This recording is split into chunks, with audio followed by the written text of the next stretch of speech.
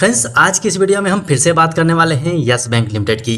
Finally इसका quarterly result आ चुका है और जैसा उम्मीद हमने किया था उस उम्मीद से अच्छा रिजल्ट आया है। मतलब कि यस बैंक में एक अच्छी अपॉर्चुनिटी हो सकती है। अपॉर्चुनिटी क्यों? क्योंकि यस बैंक को अगर आप एक साल में देखेंगे तो एक साल में 65.92% का इसने रिटर्न दिया है।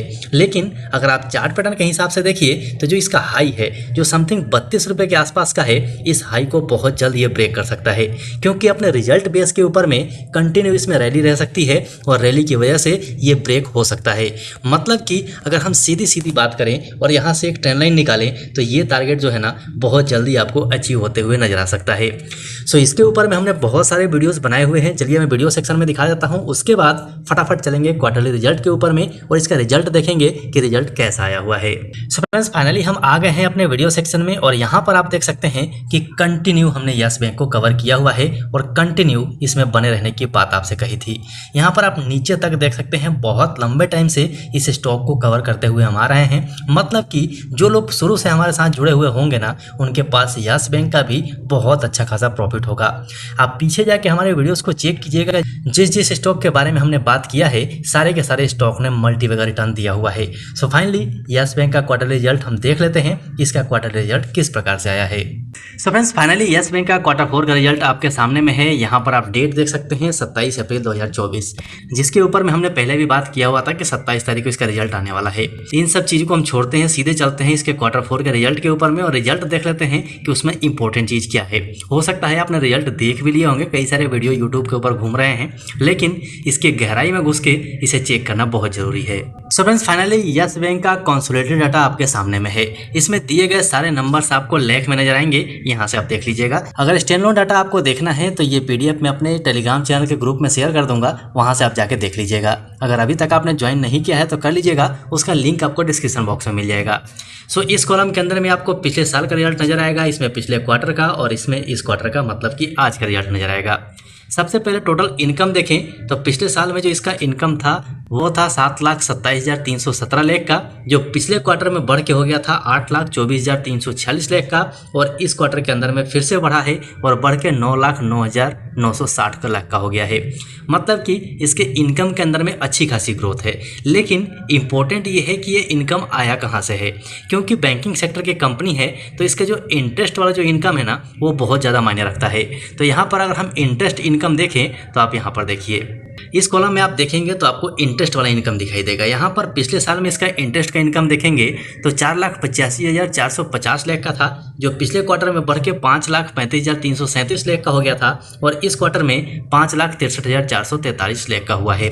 मतलब कि यहाँ भी आप पाएंगे तो ईयर ऑन ईयर बेसिस पे भी और क्वार्टर बाय क्वार्टर बेसिस पे भी इसका इंटरेस्ट इनकम बढ़ रहा है। मतलब बैंकिंग सेक्टर की कंपनी है, अगर इसका इंटरेस्ट से पैसा आ रहा है तो बहुत अच्छी बात उस कंपनी के लिए होती है, साथ साथ में हमारे जैसे जो इन्वेस्टर हैं उनके लिए भी अच्छी बात होती है, क्योंकि बैंकिंग सेक्टर के कंपनी को ज़्यादा पैसा इंटरेस्ट से ही आना चाहिए, तब जाके उनका इन्वेस्टमेंट दिखाई देता है। यहाँ से आप प्रॉफिट बिफोर टैक्स देख सकते हैं, इस कॉलम में आपको दिखाई देगा। प्रॉफिट बिफोर टैक्स पिछले साल में देखेंगे तो 27,512 लाख का था, जो पिछले क्वार्टर में बढ़ के 32,044 लाख का हो गया था और इस क्वार्टर में 45,060 लाख का हो गया है। मतलब कि यहाँ भी आप देखेंगे तो ईयर ऑन ईयर बेसिस पे बहुत अच्छी खासी ग्रोथ है और क्वार्टर बाय क्वार्टर बेसिस पे भी अच्छी ग्रोथ दिखाई दे रही है। यहीं से प्रॉफिट आफ्टर टैक्स आप देख सकते हैं, पिछले साल में 20,621 लाख का था, पिछले क्वार्टर में 24,259 लाख का था और इस क्वार्टर में 46,729 लाख का हुआ है। मतलब कि यहाँ भी अगर आप ईयर ईयर बेसिस पे देखेंगे तो डबल से भी ज़्यादा की बढ़ोतरी हो गई है और क्वार्टर बाय क्वार्टर देखेंगे तो बहुत अच्छा खासा जंप दिखाई देगा। यहीं पर नेट प्रॉफिट आप देख लीजिए, पिछले साल में कंपनी का नेट प्रॉफिट 20,621 लाख का था, जो पिछले क्वार्टर में 24,259 लाख का हो गया और इस क्वार्टर में 46,729 लाख का हो गया है। मतलब कि यहाँ भी आप प्रॉफिट देखिए, ईयर ईयर बेसिस पे डबल से भी ज़्यादा हो गया है और क्वार्टर बाय क्वार्टर बेसिस पे भी बहुत ज़बरदस्त ग्रोथ हुई है। मतलब यहाँ से अगर हम सीधे ईपीएस देखें तो ईपीएस में भी आपको ज़बरदस्त ग्रोथ देखने को मिलेगी।